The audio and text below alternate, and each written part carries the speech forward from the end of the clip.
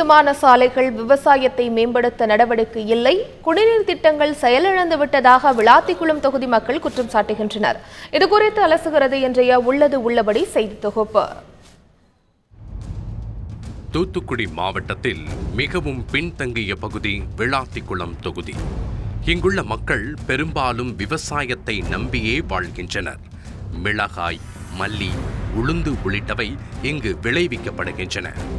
மானாவாரி விவசாயத்திற்கு அடுத்தபடியாக வேலிக்கருவை மரங்களை எரித்து அடுப்பு தயாரிக்கும் தொழில் இந்த பகுதியில் அதிக அளவில் நடக்கிறது. தொழில்துறையில் பின்தங்கிய விளாத்திக்குளத்தில் விவசாயத்தை மேம்படுத்த நடவடிக்கை எடுக்க வேண்டும் என்று பொதுமக்கள் கோரிக்கை விடுக்கின்றனர். விளாத்திக்குளம் பகுதி மிக பின்தங்கிய பகுதி. மானாவாரி விவசாயத்தை நம்பியே இருக்குது. அதனால் இங்கே விவசாயத்திற்கான அடிப்படை தேவையான ஆற்று நீர் பாசனம் வருவதற்கு மிக முக்கியமான ஏற்பாடு பண்ணணும். ரெண்டாவது, இங்கே உள்ள பகுதி மக்கள் படிப்பதற்கு கல்லூரி இங்கே எது இல்லை, மனோ கல்லூரி மட்டும்தான் இருக்குது. அரசு கல்லூரி அமைப்பதற்கு அரசு நடவடிக்கை எடுக்கணும். சீசன் காலங்களில் விளைவிக்கப்படும் தானிய பொருட்களை சேமித்து வைக்க பெரிய அளவிலான கிடங்குகளோ கொள்முதல் நிலையங்களோ இல்லை என்பது விவசாயிகளின் குற்றச்சாட்டு. அதிக அளவு வத்தல், நவதானியங்கள் விளைவிக்கிற போது மொத்தமாக பஜாருக்கு வரும்போது விவசாயிகளுக்கு அதற்குரிய விலை கிடைக்கல.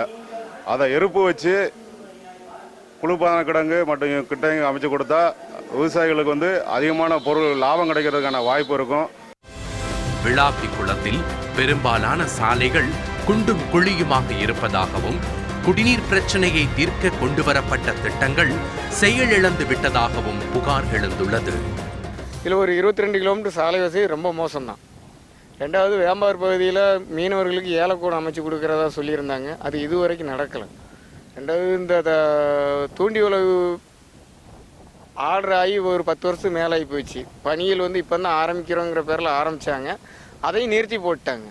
ஆரம்ப கட்ட பணியிலேயே நிறுத்தி போட்டிருக்கிறாங்க. இப்படி எந்த ஒரு வளர்ச்சி பணியுமே கிழக்கு பகுதியில் சுத்தமாக கிடையாது. இன்னும் சொல்லப்போனால் இந்த பகுதி மக்களுக்கு சிவரோபேரி கூட்டு குடிநீர் திட்டத்திலிருந்து குடிநீர் கிடைக்கிறதே கிடையாது. பெயரளவுக்கு மட்டும்தான் அந்த திட்டம் இருக்கு. தொழில் வளர்ச்சியில் மிகவும் பின்தங்கிய நிலையில் வாழும் தாங்கள் அடிப்படை வசதிகளின்றி அல்லாடுவதாக கூறும் விளாத்திக்குளம் தொகுதி மக்கள் அரசு அதிகாரிகளின் கவனம் தங்களின் குறைகளை தீர்க்குமா என்று எதிர்பார்த்துள்ளனர்.